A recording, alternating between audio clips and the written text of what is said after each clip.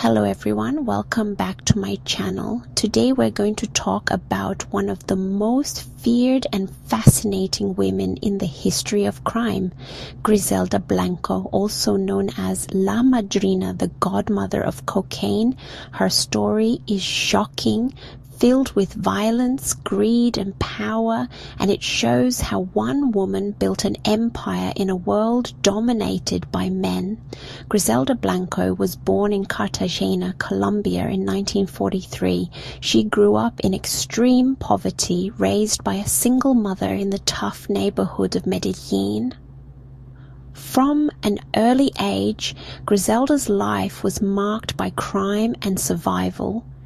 It is said that at just 11 years old, she kidnapped a child from a wealthy family for ransom. When the ransom wasn't paid, she killed the child.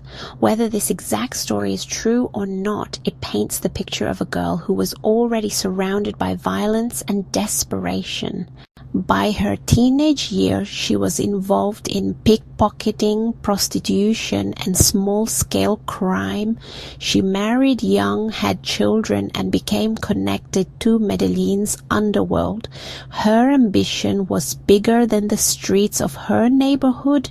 She wanted power, money, and control, and she was willing to do anything to get it. In the 1970s, Griselda moved to the United States, settling in New York and later Miami. This was the perfect time for her rise because cocaine was becoming one of the most profitable illegal drugs in the world. While men like Pablo Escobar built the Medellín cartel back in Colombia, Griselda was pioneering the business in the United States. She set up smuggling routes that brought tons of cocaine from Colombia into American cities. One of her most infamous methods was the use of specially designed underwear. She hired seamstresses to create bras, girdles, and lingerie with hidden compartments, allowing couriers to smuggle cocaine through airports without being detected.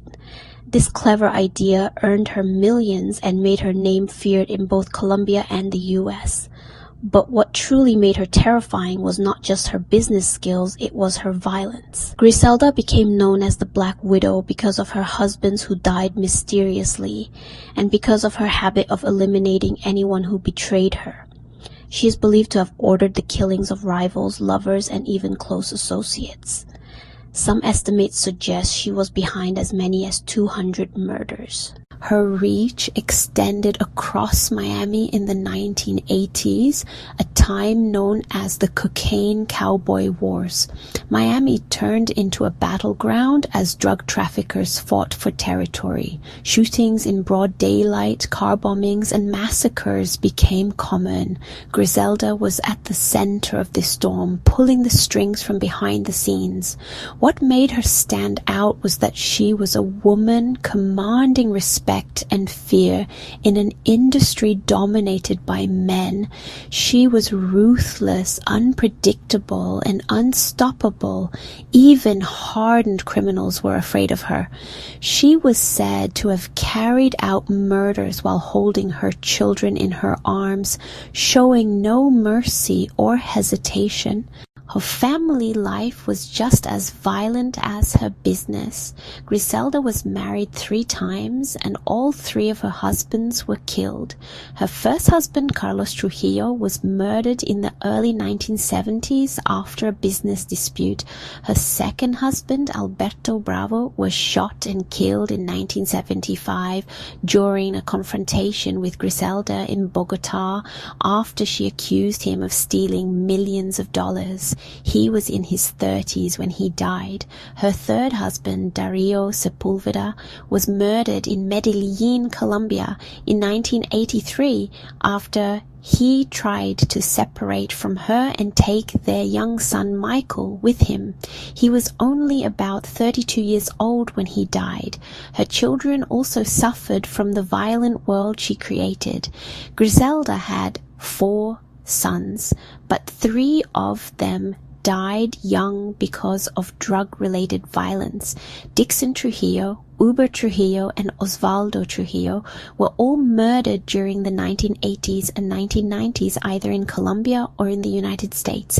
Each of them was only in their 20s or early 30s when they were killed. Only her youngest son, Michael Corleone Blanco, born in 1977, survived.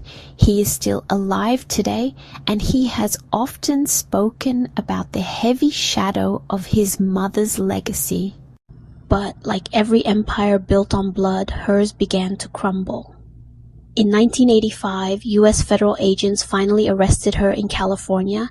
She was charged with drug trafficking and later connected to multiple murders. She spent nearly 20 years in American prisons before being released and deported back to Colombia in 2004.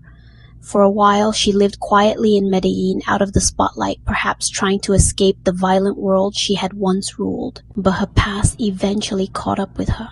On September 3, 2012, at the age of 69, Griselda Blanco was assassinated in Medellín. She was leaving a butcher shop when two gunmen on motorcycles shot her twice in the head. Ironically, she died in the same way she had once ordered so many others to die in a drive-by motorcycle shooting. Griselda Blanco's story is both fascinating and terrifying. She rose from poverty to become one of the richest and most feared drug lords in history. She showed the world that the drug trade was not just run by men, and in doing so, she became a legend. But her life also proves that no matter how much power or money you gain, the violence of that world eventually destroys everything. Today, she is remembered as the Godmother of Cocaine, a woman who changed the history of drug trafficking forever.